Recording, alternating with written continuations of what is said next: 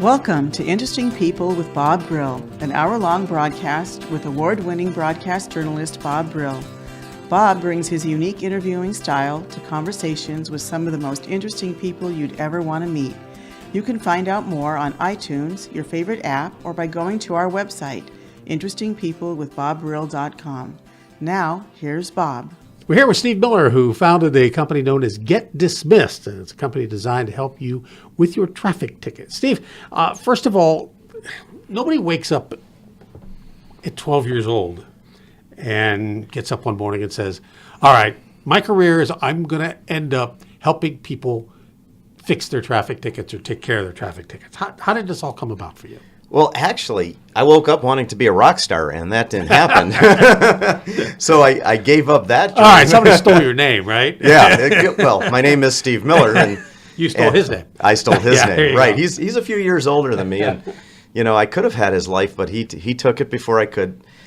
So traffic tickets, it's actually an outgrowth of many things that I've done. Originally, I was a CPA. I went to school.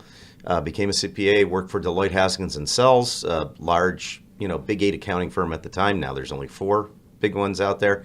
And then I had my own practice for several years and got in, I'll give you the Reader Digest version of my history, got into what's called the Kodak photo CD system back in the 80s after accounting. My dad owned a photo lab.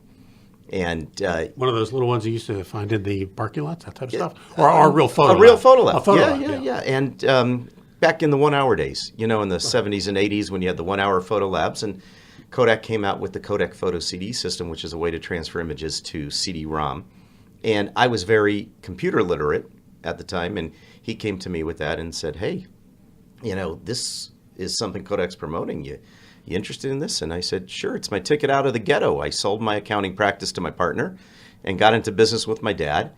And actually, my segue into the internet world occurred from my Kodak photo CD days, which is what led me to traffic tickets. See, from the Kodak photo CD, I built up a large internet interactive agency in the .com days.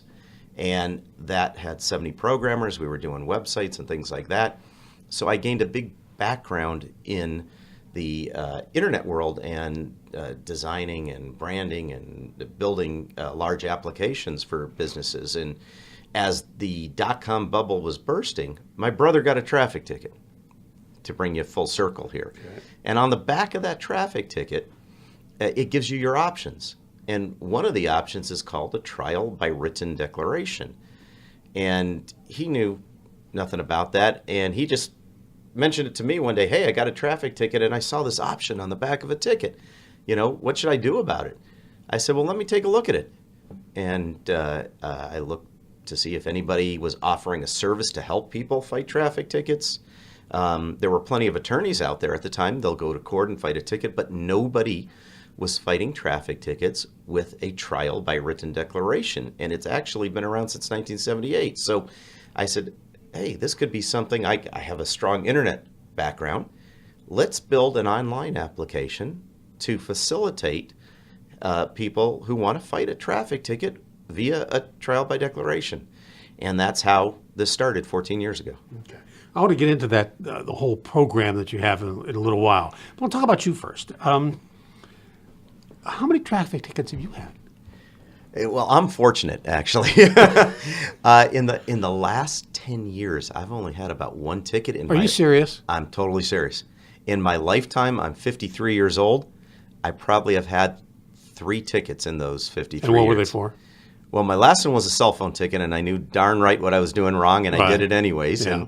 And right as I did it, I got busted, for talking on a cell phone in my hand. In your hand, yeah. In my hand. And the other tickets, they were all speeding tickets, every single one of them. Were they speeding tickets like, okay, you're racing tickets, or are you just just like everybody does. The normal person who drives 65 miles an hour. Nobody. When you're on the freeway, the only time you're driving 65 or less is rush hour, which is a good percentage of the time out here. But, if you're driving early in the morning, late at night, depending upon what freeways you're on, most people on a freeway are going 70 at a minimum. 75 is more typical of what people drive. even though the speed limit is 65. And it always cracks me up because, speed limits vary in different jurisdictions. I mean, the freeways are pretty much mostly all the same. State to state, they obviously differ. And of course, you go to Europe, everything's quite different. But when you drive a neighborhood, you may be doing 25 or 35 or 45. Yes. And what determines that? Well, the interesting thing about that is you talk about a speed trap, which is sort of what people think is. I do know about speed traps. Yeah, okay. I'll tell you my story in a little right. bit, but go ahead. Well, and I'm going to get to your point in a second, where people think if an officer or a cop is parked, or a few officers are parked on the side of the road and they're pulling everybody over, it's a speed trap. No, it's not a speed trap. A speed trap is when you do not have a engineering survey for the highway or road you're driving on to justify the speed limit. So what justifies the speed limit are engineering surveys. So if there's no engineering survey and they're issuing tickets for driving faster than the speed, that could be a speed trap. It's not just because a bunch of officers are parked on the side of the road pulling people over. So that's one thing that determines the speed limit on streets. Now, you also have the highway speed limit, where, for a while it was 55. They bumped it to 65, and then in outlying areas it's all the way up to 70 and 75. And that's based upon what the safe speed to drive is. And that also goes back to an engineering survey for the most part. Well, I remember when we first went back to 55, it was during the oil crisis. Right. The first oil crisis. And you can't see me, Steve can see me with my air quotes. But it was all because of the fact that you would save gas and save lives and everything. But once that was all over, we got back up to 65, which, everybody was driving 65 anyway instead of 55. So now they're driving 75, right? Yeah, but I disagree with their logic on that point, I got to tell you, because, and you're talking about in the 70s when, for a short period of time, it was maybe 8 years, 10 years, I don't know, don't remember exactly that it was that 55 speed limit, then they raised it back up. But I believe that driving too slow causes more accidents than driving the speed that everybody is going. Because if you notice on the freeways today, you have everybody driving, like you said, 75.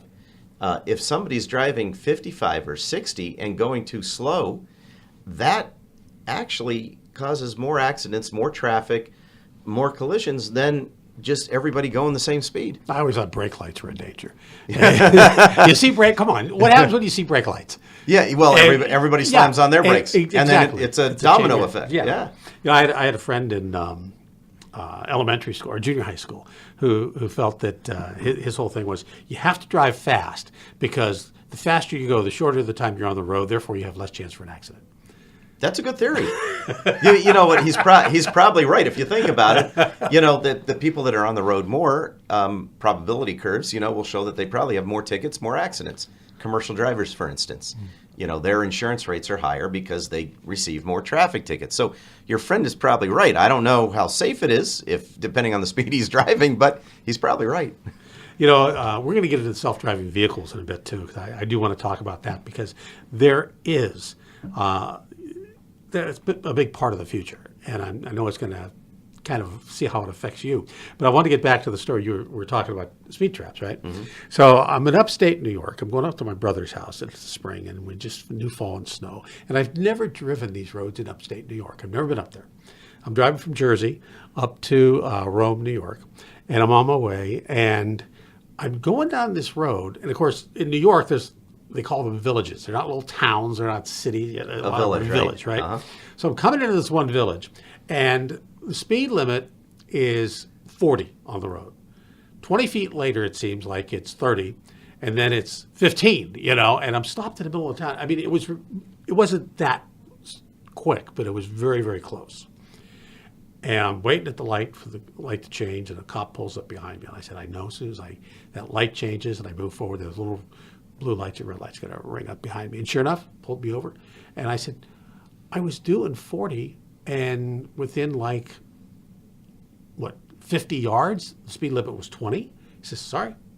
To me, that was a speed trap. Is that a speed trap? No, that's not a speed trap. What in New York? What year was that? Would have been mid-90s. Okay, well, that's when all the police officers were on the take in New York, and they wanted to stop you to line their pockets with a payoff. I'm joking. No, you're not. And you're not going to New York anytime soon. I understand that.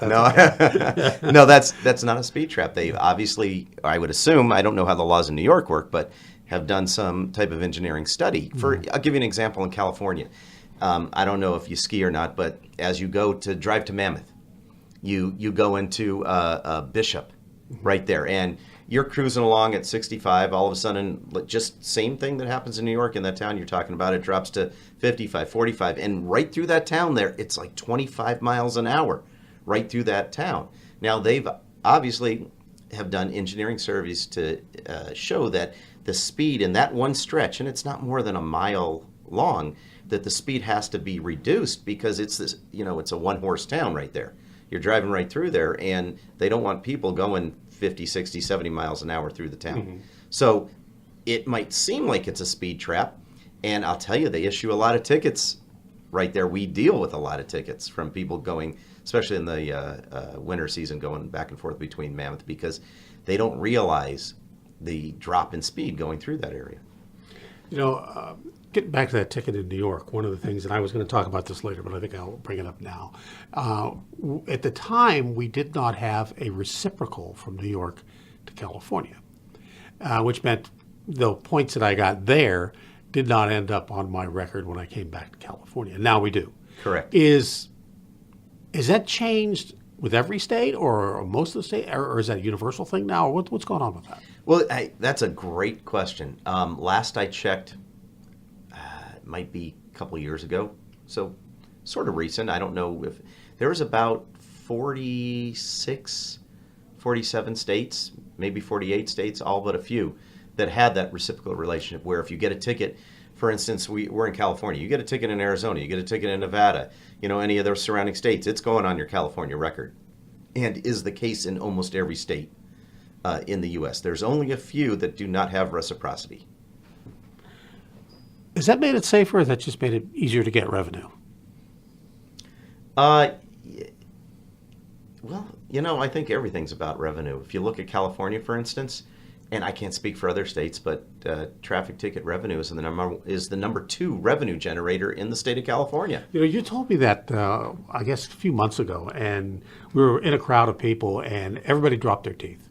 It's like, are you serious? So what I want you to do is I want you to state that again and tell me exactly what that means. Well, the revenue in California, you have revenue from a lot of sources. You have income tax, you have sales tax, you have other types of fees and licenses, estate taxes, a whole, variety of different types of ways that California derives its income. Even though, and most people think, well, states derive their income from taxes mostly. Well, that's not the case.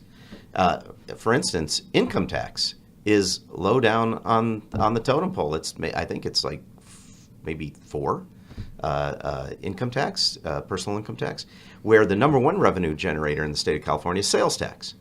Okay, and depending on what county you live in, anywhere between 8 and 10% and whatever it happens to be. Well, traffic ticket revenue, and traffic ticket revenue is comprised from the state fee that is charged, and then you have all the county and city fees added on. If you add it all up, the number 2 revenue generator in California is derived from traffic tickets. Look at red light photo tickets, typically $500.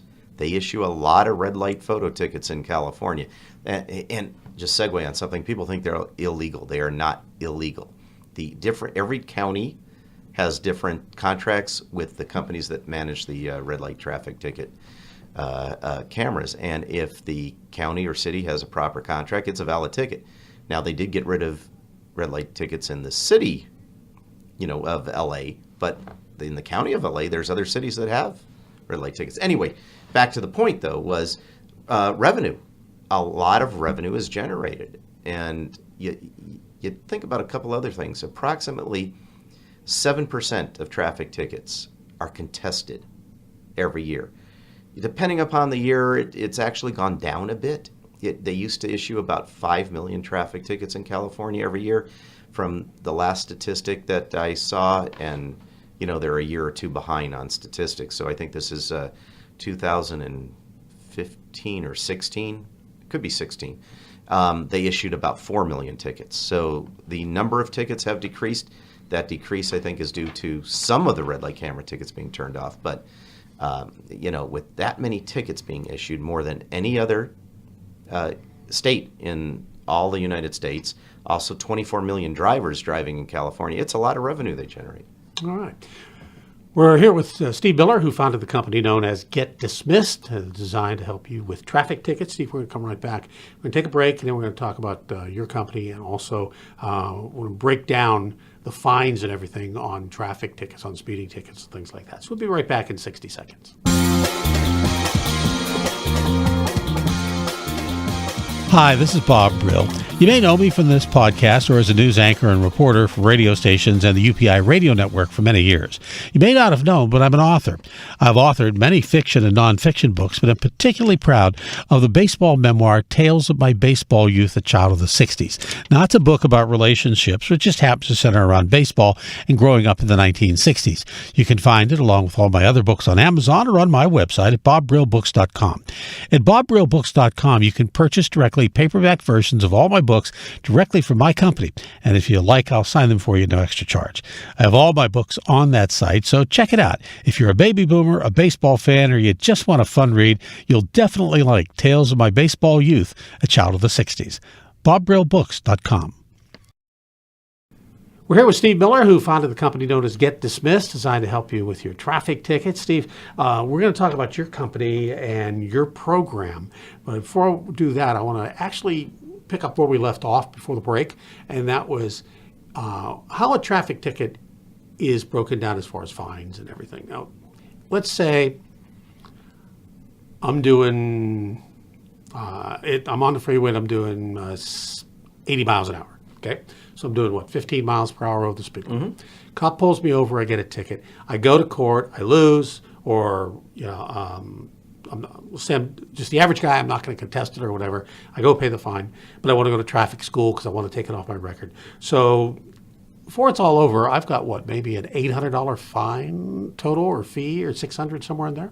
Well, no, a little less. But you can't just look at that. You have to look at the effect of your insurance over the 3 years. So let's look at that speeding ticket, about 15 over. And remember, every city, county has different fees they add on to the base fine. California issues a table of base fines. And I'll tell you one good example of that in a second. But depending upon where you are driving in California, there's additional fees added onto that base fine to bring it up to the total that you get in the mail on the courtesy notice, which says your fine is X amount of dollars. So 15 over the speed limit in most cities and counties in California is about $238. All right. Let's say you're going to traffic school. Most courts, most cities charge approximately $62 more to allow you to go to traffic school. That's not the cost of the traffic school. So let's say you're up to approximately $300 right there.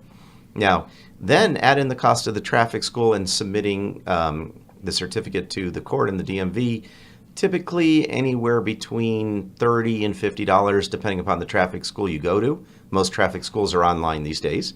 Not as many people go sit in a class for 8 hours. You do it online as you have time. And so let's just say you're into it for $350 right there. And this is a minimal ticket. This is basically as low as it gets. $238 is about as low of a fine as you can get, except for cell phone tickets. I'll tell you about that in a second. So then take into the effect it may have on your insurance over 3 years, because a point will stay on your driving record for 3 years. Most tickets, unless it's a misdemeanor or other type of ticket, but most traffic infractions will stay on there for 3 years. And let's say your insurance goes up a couple $100 a year over that 3 years. Well, that $350 ticket, add in the cost of insurance, couple $100 a year. Now you're into it for almost $1,000 if you add that in. Yeah. Now, I'll tell you also, a good example is the cell phone tickets. When you look at the base fine, people think And actually it's very misleading. The state promotes, hey, and even officers tell you this too. We've had people call us and tell us, they told me it's only going to be $30 for this cell phone ticket. Then they get the courtesy notice in the mail and it says $162. And people freak out. I thought a cell phone ticket's only $30. Sure it is. That's the state part of it. The state gets $30 for every cell phone ticket. Second ticket is $50. But add in all the other fees, it brings it up to $162 for your first cell phone ticket. So you can see that a majority of it are the state, local, county, and city fees, that get added on. So let's say I've gotten that 15 over ticket. So I'm thinking, okay, I don't want this thing. I got to fight it. All right. Normally in the past, what I would do is I would go to court. And obviously, if the officer doesn't show up, which has happened in the past, I win. Or maybe I can convince the court that there was something else wrong. Maybe there was a tree blocking the speed limit sign, whatever there was. So I go to court and fight this. All right. I've had one was a red light camera myself, and I went down and I did I sat in front of that red light camera at the same time when I got that ticket for an hour, and I timed it and the speeds and everything. And I had this whole thing laid out. I had charts laid out that I made up, and I did different cameras.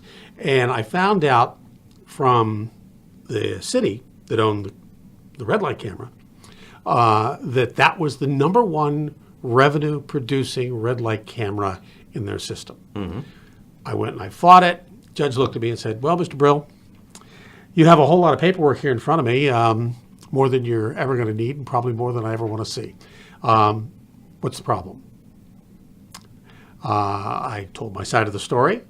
She looked at me and said, well, you have anything else to say? And I said, well, after he's done. She goes, okay.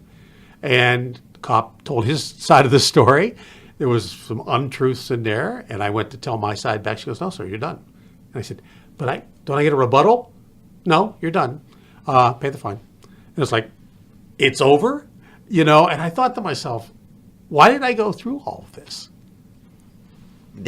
You know what? That you hear that all the time. And I'll tell you why they do that to you. Because every person that steps foot in that courtroom cost that city, that county, more money than the actual fine that they get. $238 fine, right? Okay, that's not a lot of money to the city that's one ticket. But think about it. You're going into court and you're with 200 of your best friends. What's the first thing that happens? The bailiff, that's the officer that's in court there, stands up and announces to everybody, hey, if you're eligible for traffic school, tell us now, we'll give it to you, get out of here. Okay, so now that 200 people, it's down to 30 to 50 people because everybody else just got scared out. Because the bailiff also says if you go in front of the judge, they're not going to allow you traffic school. So you got to tell us right now.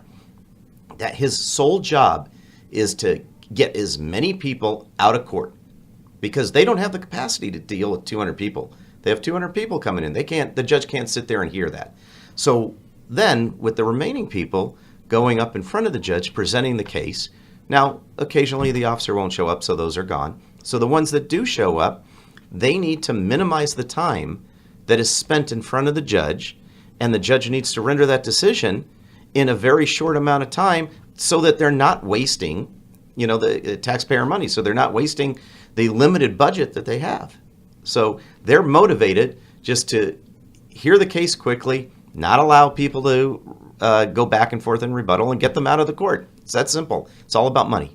The other part of that you brought up is the fact that the first thing the bailiff says is, if you want traffic school, go ahead and get out of here. I got traffic school, even though I went to court. But anyway, aside of that, the other thing that he brought up was, let me see your photo if you're a red light camera. Mm-hmm. And if your face is covered, you're dismissed. Goodbye. We're not going to give you the ticket because we can't tell it's you. They can't justify it's you. Right. I mean, it's your license plate, but doesn't mean you were driving the car. And so it dawned on me that, okay, when I think I've done that, and it's a red light camera, I put my hat over my eyes for about 3 seconds, or put my head down so they only see the top of my head. That works, does it, Don? That works unless there's a car coming the other direction and you flipped your head down and had, and you just got in an accident. It works. Well, you plan that. You think about that. That's not. You got to keep your eyes on the road, no, right? I understand that. But, Yes. But that's part of it. I mean, if they can't see your face, if your hat's over your face, your hand's over your face, they have to let you go. There's right? no way to justify that that's you driving the car, because remember, with the camera tickets, it's issued to the person registered to the car, the person who is the registered owner of the vehicle.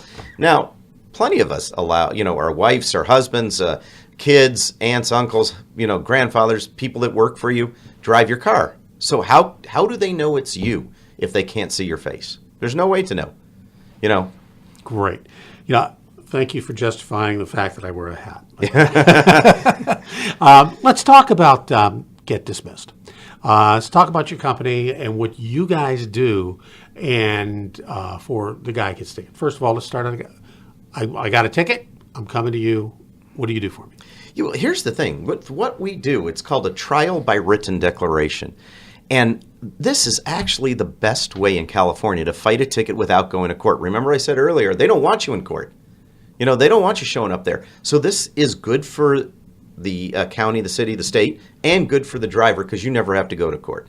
It's an option on the back of every ticket, been around since 1978, like I said, and it's a way to present your case in writing with a trial by declaration and defense documents that gets submitted to the court. The court submits it to the officer.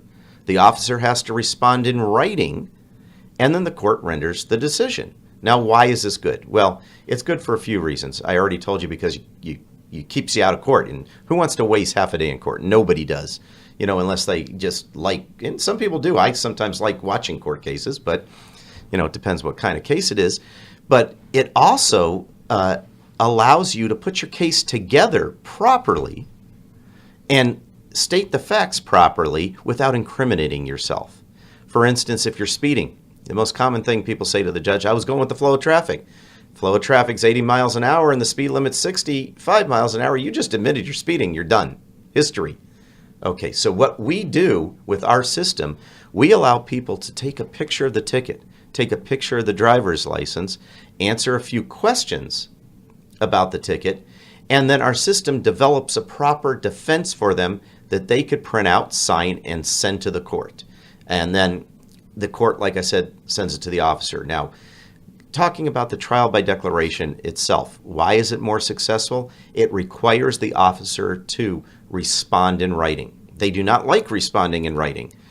No cop wants to do paperwork. No, they hate, right? They don't get paid extra to do paperwork. They have to do it on their own time. They have to get their paperwork done. Too much paperwork means that things fall through the cracks. There is a much higher non-response rate with a trial by declaration than an officer not showing up in court. Many counties pay extra for the officers to show up in court. They want their officers to show up in court because they lose money if they don't show up in court. So they benefit by an officer showing up, and the officer rather, spend half a day in court sometimes and knock out 10, 20 cases. They bunch their cases together. So some people think, well, I'm going to take my chances and let's see if the officer doesn't show up. Well, they show up. That used to be the case, not anymore. They do show up. Now, if you go to court and lose, you're done, basically. It's on your record. You can take traffic school, it's on your record. You do a trial by declaration.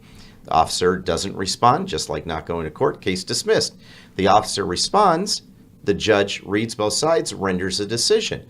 Well, what do you think is going to happen if the judge sees a proper defense put together versus an officer's scribbly notes that he sends in? And most officers write this by hand. They put the response into a trial by declaration. They write it up a paragraph or two, by hand. And a lot of times that doesn't hold water. Now, this in no way means that every ticket gets dismissed. But many tickets are dismissed on a trial by declaration. And the beauty of it is the trial by declaration is the only way in the California court system that you actually get 2 bites at the apple. You're not prevented from going to court. Let's say you lose on the trial by declaration. You're right back where you started, and you can still have your day in court. It's like that never happened. And if you're eligible for traffic school. You still have the right to traffic school. So why not? Not waste the time in court initially. Try a trial by declaration. If it's dismissed, great. If it's not dismissed, you're no worse off. Sounds like a no-brainer at this Yeah. point. Because I think most people think that, because I know I've looked at the trial by declaration on the back of the ticket, and I'm sitting there thinking, okay, I didn't do it, probably like everybody else didn't do it, because I said, if I send this in, the court's got to, they're going to side with the cops. They have to side with the cops. I mean, that's the way it works, right? That's the way you think. And once I do that, I'm done. So I'd rather go take my chances. But you're saying, no, that's just the opposite. I could tell you from personal experience. Okay, my wife, for instance, she thinks because she's married to me that she has the right to go out and get more tickets than other people, right? Okay, hey, I'm married to a guy that fights traffic tickets. So you know what? I deserve to get more. So she's over the last. No, this is no joke. I know it's no joke, but I can't stop laughing. Over the last 7 years, she's had 5 tickets. You're still married to this woman? Yes. Oh, we're still married. good Over for the you. last 7 years, she's had 5 tickets. We've done a trial by declaration for every single ticket.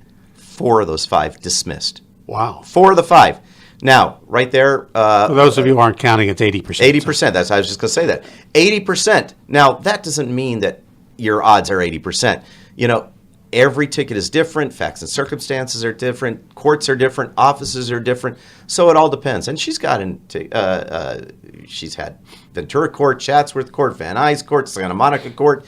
So she's had different courts. But it all depends on the presiding judge and if the officer responds or not and what they say. But to your point, people think, well, if I turn this in, the judge is always going to just side with the officer. And that's exactly wrong. That's absolutely wrong, because many times tickets are dismissed. And it's really knowing what to say and, more importantly, what not to say. That's the bigger thing, what not to say. Like I said, people incriminate themselves. I give the example to a lot of people that call us, because a lot of people, okay, I'm just going to do a trial by declaration myself. I'll just write a few things up, send it in. That not a big deal. I know what happened. I could put it together. Well, I relate it to this. Pipe breaks in your house. Sure, if you know how to fix a pipe, fix it yourself. But if you don't, you're going to call a plumber, right? We're the plumber of traffic tickets. We know how to put it together properly based upon the facts and circumstances and how you answer our questions and the information you provide us. You get a proper defense that is more likely to get dismissed. And how long have you been doing this? How long has your company been around? 14 years we've been doing this. And you've solved a lot of tickets. Oh, we've done tens of thousands of tickets in California. Really? There's no statistics on other companies out there, but I know there's no way that an attorney can deal with that many tickets. So I'm sure we've dealt with more tickets than most attorneys. And I know for a fact attorneys a lot more costly. Oh, they're a lot more expensive. Yeah. Right. But, by the way, what is the cost of the service? The cost of service is $99. That's it. We also, just so you know, we have a membership that you add on for $29. So if you pay $128, you're actually covered for 1 full year. So not only can you take care of this ticket, but if you wake up in the morning, drive down the road the next day and get another ticket, we'll do that for free for 1 year. Let's talk about the different types of tickets. Is speeding the most popular? Speeding is the most popular, followed probably by red light tickets between cameras and officer. Those are our frequent flyers. They're part of the frequent flyer program. Between officer, it's running a red light. Running a red light, whether it's officer or camera. Or the camera, yeah, right. Exactly. And which is the easiest ticket to beat? That's interesting. I'd probably say speeding is a very easy ticket to beat. What's also not that difficult, depending upon the circumstances, is a stop sign ticket. Because depending upon where the officer was, how do they know you didn't stop before that line? I'll tell you a little story about a ticket we handled in the past. Some of your listeners might remember Bob McCormick. Okay, he had the Money 101 show for years. We actually helped him with a ticket where I believe it was Overland. He was exiting the freeway, Overland. What is that, eastbound? Yeah, eastbound. And there was an officer on the other side of the bridge to the left of him. Okay, he stopped behind the limit line, crept up, and then made a right-hand turn. And from where the officer was positioned, there was no way that they could have seen him stop behind that line. And based upon where he was parked, we had a Google satellite map that showed, based upon where he's parked, there's no way you can see where that person stops. So that ticket was dismissed. That's interesting because that's another tool that obviously gets used is the Google Maps. Oh, Google Maps is excellent for documentation, because if you can document where you are, document where the officer was, and show that there's no way they could have seen you, a lot of fighting tickets is about raising doubt that the officer saw you do what they're alleging you did, whether it's a stop sign or a cell phone ticket. And the laws on cell phone tickets have changed tremendously over the last year. Well, that was my next question. I'm glad you brought that up because I know we talked about it in the last segment, but cell phone tickets, that's something that's we didn't have 10 years ago, even 5 years ago. Yeah, well, actually, it's been now 9 or 10 years since cell phone tickets have been around. It's really under the category of distracted driving, because there's a lot of other forms of distracted driving. I mean, you have the mom who's turning around and talking to her kids in the back and putting on makeup, to the guy who's shaving, to talking on a cell phone, or somebody that... Is it illegal to shave while you're driving? Well, only if you're distracted. Oh. You can get a ticket for that. If you're, not paying attention and an officer sees you shaving and you're not paying attention to what you're doing, you can get a ticket for that. Absolutely. Just like putting on makeup. I'll take that electric razor out. It's in my glove compartment. Well, it's really the shaving cream that gives it away. Yeah. So if you're using a non-electric razor, it's the shaving cream that really gets it. So what is the most bizarre case that you've ever had? It's got to be one that sticks out. There's two, actually. Two cases. I'll tell you both. We had one guy, and I guess they both centered around drinking, although not drunk driving, not driving under the influence. One guy was with his son. They were, I got to remember this properly, they were leaving Nevada. They were at a soccer tournament or some baseball tournament, some kind of sports type tournament. And the son had to go to the bathroom, and he was holding it in, trying to make it to the next, because there's an area there where there's, not any rest stop or town. So he was speeding to get to the next rest stop because I think it was his son had to go to the bathroom or was sick or something like that. I forget the exact circumstances. Got pulled over, got the speeding ticket, but based upon the his son having call it a medical emergency, the ticket was dismissed. So that sticks out. Okay, that was an excuse for speeding and getting to the next point. And he actually was speeding. And I'll be honest with you, a lot of people are doing what the officer is alleging they're doing, but that doesn't mean you can't contest it and get it dismissed.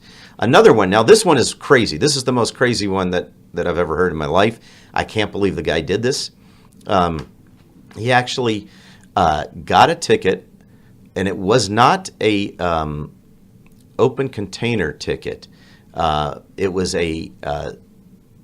what was I forget the actual law they put it under, but he just left work, got on the freeway, popped a beer, and was drinking it while he was driving. He drank the beer and threw it in the back of his flatbed truck. So there was an open container back there. Threw it right over the gun rack? Yeah, well, I guess the window opens like that. And I'm trying to, and this does stick out. I'm trying to remember the actual facts and circumstances of this. I know his ticket got dismissed, but I'm trying to remember actually what they cited him under. And even though the beer can was open in the back, he didn't get cited for driving with an open container. It was just in the back because you're allowed to have, in a flatbed truck, apparently you're allowed to have an empty trash back there. But I wish I remember the facts and circumstances of that one, because that was the most craziest. It was considered trash. Yeah, it was considered trash. Yeah. There was no proof that he was drinking. Now, do you or do you not handle DUIs? We do not. I didn't think so. Not. And because DUIs, that's something you really do need a lawyer for. And absolutely. That gets up into the tens and thousands of dollars. Yeah, and that's a good point. And let me clarify. What we are is what's called a legal document assistant. We have a bond, and we're registered with the state of California as a legal document assistant, and all we do are trial by declarations. They're put together based upon the facts and circumstances of our clients, how they answer our questions. The defenses and statements are generated by our system. dynamically based upon how they answer those questions. And you can't help me with most parking tickets I have. No, we don't. We don't deal with parking. We only deal with traffic infractions. You know, that parking tickets, I know in LA, and of course we're in LA, it's just gotten ridiculous. And I imagine all cities are getting this way. It's like $63, you know, because you were there 1 minute, you know. And is that an increasing area the cities and municipalities are looking at as far as increasing revenue? Oh, yeah. Yeah. Oh, yeah. The parking is a big, big area. Now, the deal with parking tickets, it doesn't put a point on your record. You know, relatively speaking, yeah, $63, but they're not the price of a red light ticket, $400. There's nobody really in California helping people with parking tickets just because comparatively the price is so low. If you want to contest a parking ticket, we don't do that. You actually can't go to court to fight a parking ticket either. There's a committee board that you can protest that ticket to. You send them a letter, then they decide if they want to throw them out or not. You know, it was really funny because, well, not funny, it was kind of tragic. You know the dollar coins that we have? In the city of LA, at least in 2 instances that I personally know of, the meter says it takes a dollar coin, but it doesn't take a dollar coin. You put the dollar coin in and nothing happens. Well, there's different size dollar coins. Depending upon, you had the Susan B. Anthony? No, I know. I had the gold ones. The gold ones, right. Okay, you had the gold ones. More new ones, yeah. Then you had the older, bigger ones. Right. You know, which are probably still floating around. These had the slot for the size of the Susan B. or the current ones. But and I meant to ask Mayor Garcetti about that once when I ran into him, but I didn't get a chance to. But I was just curious to see if you ever heard of anything like that. No, well, most parking meters are credit cards these days, or debit cards. That's true. Anyways, and I don't remember the last time I parked at a meter that had a coin slot. Yeah. You know, most of them just have the credit card now. Right. Yeah. Yeah. We are talking with Steve Miller, who founded the company known as GetDismissed. It's designed to help you with your traffic tickets. We're going to come back and talk a little bit more about California laws and law enforcement and how it all affects you and tickets. And we'll talk with Steve about that coming up in 60 seconds.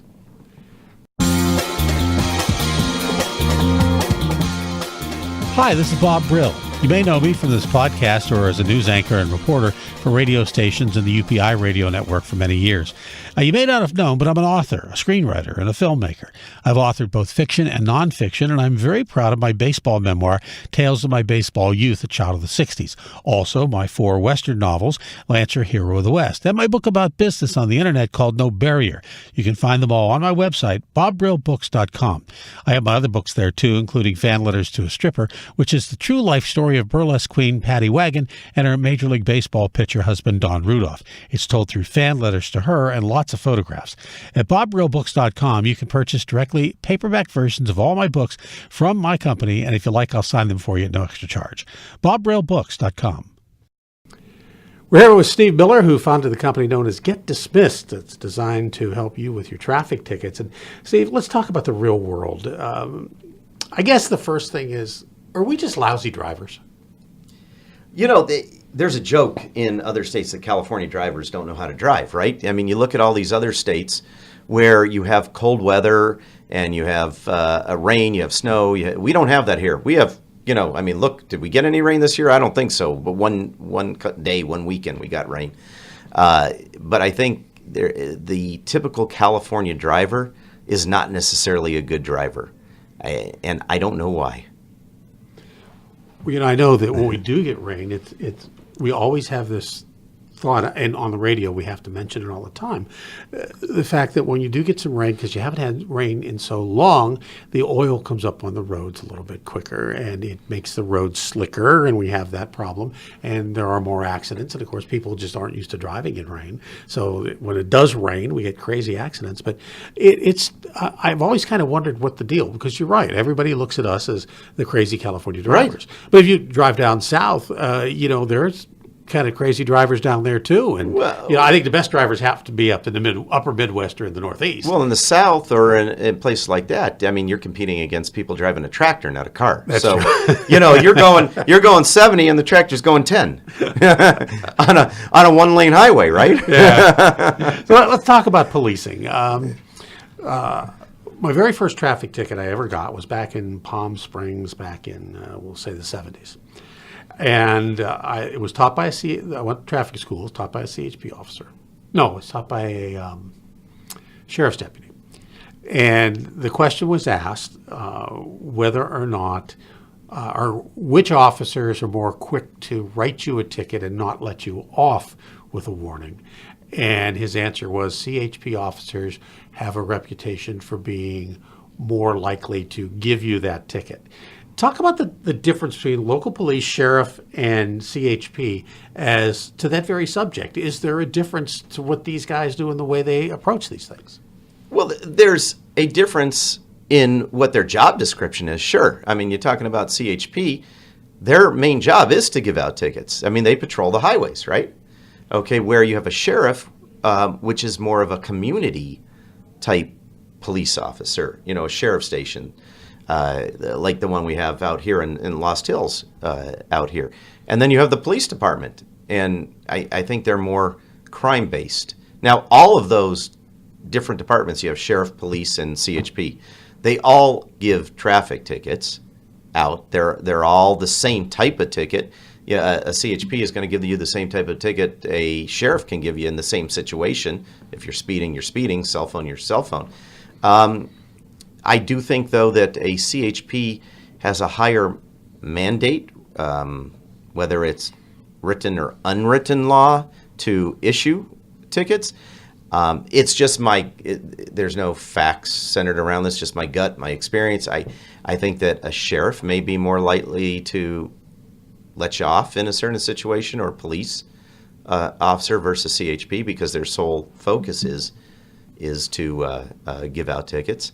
So I mean that's all gut. There's no fact that I could find that there's quotas, if that's what you're leading into. Well, that was you led into my next question. Yeah. And that is it was described to me. Well, I'll let you describe it, and I'll come back and talk how it was described to me. But, as soon as we get a ticket, as soon as the officer drives away, the first thing always out of our mouth is, he had his quota to fill. Are there quotas?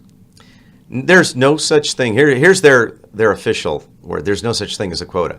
However, do you get a bonus? Do you get promoted? Do you get a better shift? Do you, different things? With the more tickets you have.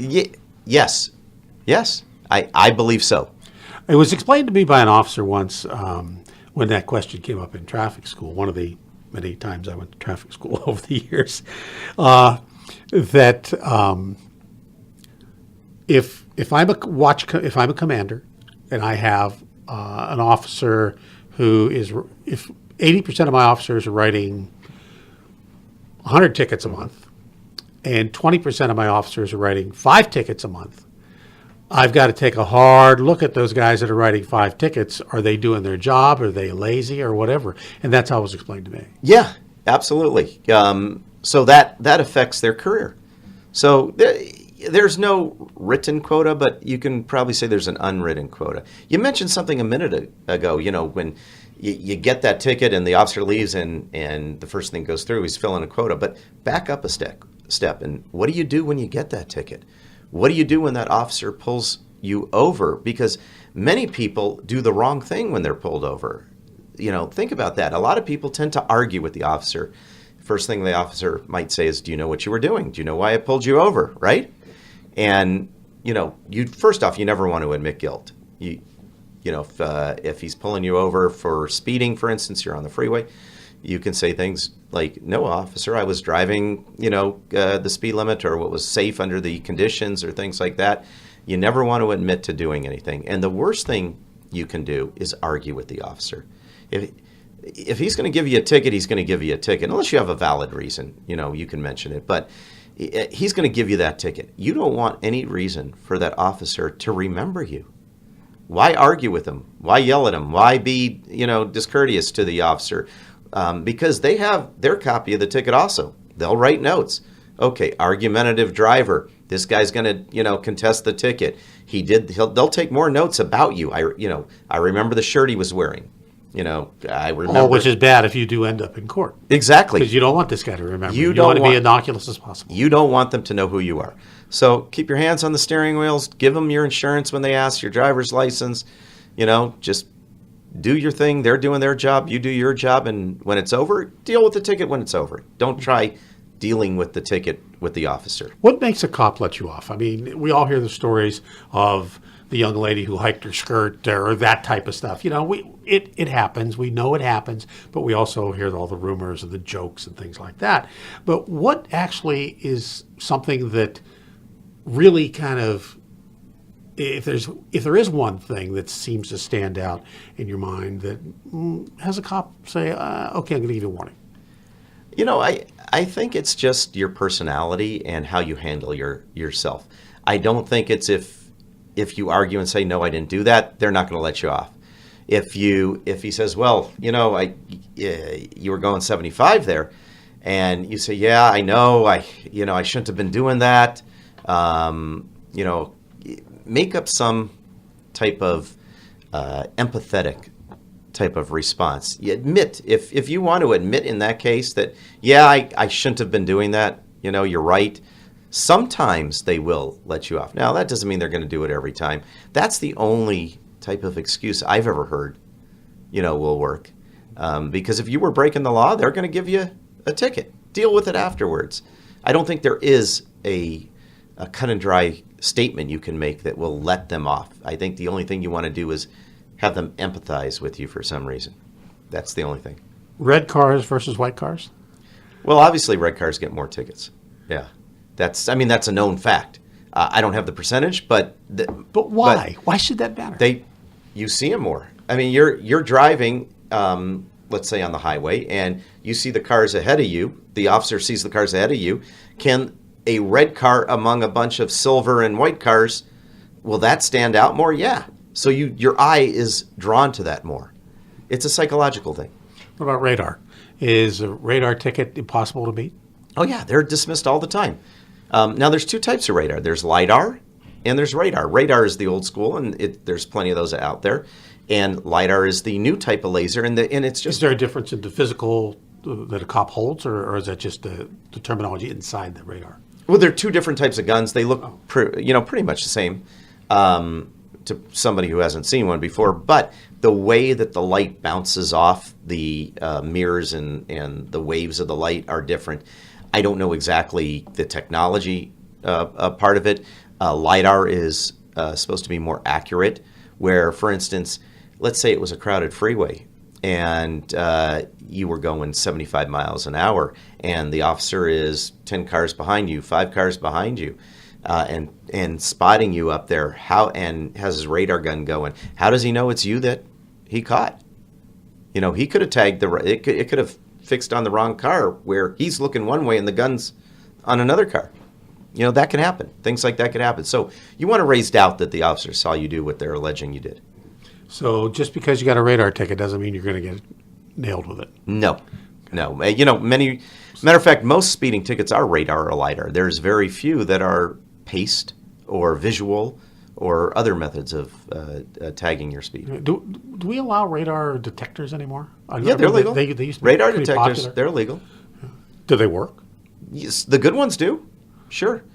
But there's other things that could interfere with their wave patterns these days. From what I'm told, all the different wireless devices and things like that that are out there can affect those. So your cell phone detectors. may have Yeah, that. it might affect it. Yeah. Interesting.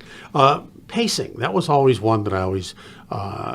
do officers do that anymore? Sure they do. Is that a very popular method, or is it more... Well, no, they do it in certain circumstances, depending upon where you are. You see more of that on the highway than on a street. Mm-hmm. Okay, on a street you see more radar, LiDAR, or visual. Pacing is when they're behind you and they're just following you, and they're looking at their speedometer, looking at yours, and judging how fast you're going based upon their speedometer. Right. And what about? I know this is more rural than anything else, especially if you're going from like Vegas to Baker or wherever you're going. It used to be that the stripes on the highway for aerial observation. Does that still happen? Yeah, they do have aircraft monitoring. Not as much anymore, I don't think. We see very few aircraft tickets. Most of them are LiDAR or radar. I imagine that's probably just due to cost and expense. Yeah, exactly. They can't. Why put airplanes or helicopters up in the air just to catch speeders? Right. It costs you a whole lot more money to send the thing up than to catch 1 or 2 speeders. What are the things that correct me if I'm wrong, what people don't understand is that stop sign at the Albertsons Market on the Albertsons property is not really a legal stop, correct? No, they're not. You can't get a ticket if you blow that stop sign. You're in a parking lot. Okay, that's private property. Okay, and that stop sign, yeah, it's a legal stop sign, but you're not going to have a police person, man, woman, give you a ticket for going through that stop sign. Yeah, it's a safety thing. That's why it's there. They want you to stop. But you're not going to get a ticket for that. As I look back over some of the things we've been talking about, I guess one of the things that stands out too when you do get pulled over, 30 years ago, before we have what we have today as far as policing goes, 30 years ago, if you got pulled over, chances are you got out of the car and went to greet the officer. Yeah. But you don't do that anymore for fear of your own life, right? Absolutely. And it's not just fear of your own life. It's more so that the officer is scared for his life. They don't know who they're approaching. Okay, so they have to approach every vehicle with caution because they don't know who's in it. They don't know what that person has in the car. That's why it's always best to keep your hands on the steering wheel. Don't do anything until the officer tells you to do it, and go about it like that. You got to be careful, and the officer has to be careful. We're talking with Steve Miller, who founded the company GetDismissed. Steve, you've written some books. You've done a company here for 14 years. You've done a lot of radio, TV. How do people get a hold of you? Tell me about your books. Tell me about all that kind of stuff. Well, you could find us first off at GetDismissed.com, GetDismissed.com. You can go to our website. If you have a traffic ticket, we can help you out there. Even if you don't have a traffic ticket, you can go to our website, find some information about it. You can even get a membership to protect yourself. Yes, we've authored, this is our fourth book now that we've authored. This one is called Get Dismissed, the sequel. Just thought I'd come up with that. I'm waiting for Spielberg or J.J. Abrams to do the trilogy, plus one, because I have 4 books. So they're going to have to add one to the trilogy. And it has a lot of great information about traffic tickets, speeding tickets, how to fight a traffic ticket, different ways to fight a traffic ticket, different terminology.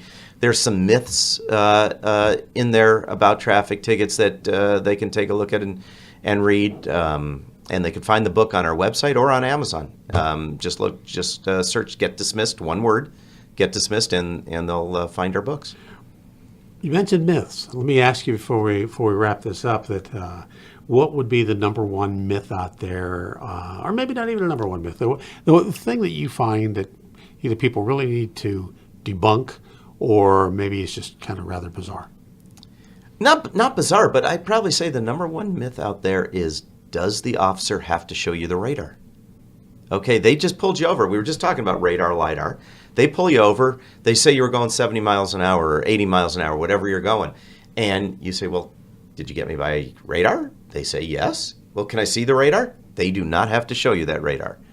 Okay, and they don't need to show that to you because it's a safety issue. It all goes back to the officer being cautious and safe. That's one of them. The other thing is signing the traffic ticket. Okay, which is interesting because people think that if they sign the ticket, they're admitting guilt. No, they're not admitting guilt. Signing a ticket is just your agreement that you will show up in court or deal with this ticket by the due date so the officer can let you go. If you don't sign that ticket, they can take you to jail. They have the right to take you to jail if you don't sign the ticket. So you're not admitting guilt. There's nothing that you're doing that will get you, make anything worse from you. It's just saying, okay, officer, I'm signing this. You could let me go. Cool.